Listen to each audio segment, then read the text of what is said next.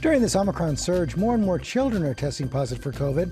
So one mother and pediatrician is sharing her advice to help parents get through these stressful times. Ariel Reshef sat down with her. Hey, Ariel. Hey, good morning again, George. We know that parenting is never easy, but recent studies suggest that this pandemic is adding an extra layer of stress and anxiety. Dr. Mona says we parents need to take time out to guard our mental health.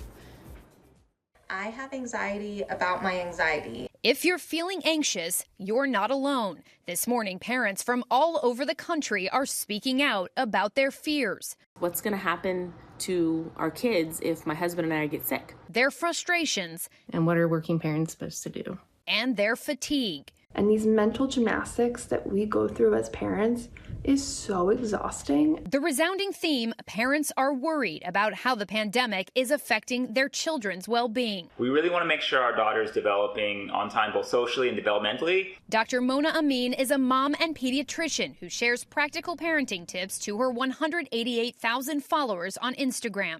She says over the past few weeks, she's watched anxiety among parents reach a boiling point. Amid the Omicron surge, parents are starting to see that all the precautions that they were taking sometimes are not enough and are now seeming futile. So parents are feeling helpless. Dr. Mona sharing this now viral post on Instagram, telling parents it's okay to think about how you are feeling and how this pandemic is affecting you. You essentially reassure parents that they're doing enough and that their decisions are enough. Why do you think it has resonated with so many? I wanted to remind parents that, hey, you need to focus on survival right now. I need you to pick and choose your battles. Figure out the long-term sustainability plan for you to mentally get through this. Because our children are going to thrive if they see us thriving through the ups and downs as well. What do you do at this point when you feel like you're at a breaking point? One of the biggest tips I have is do audio recordings where you just leave an audio message and then they can respond when they're able to.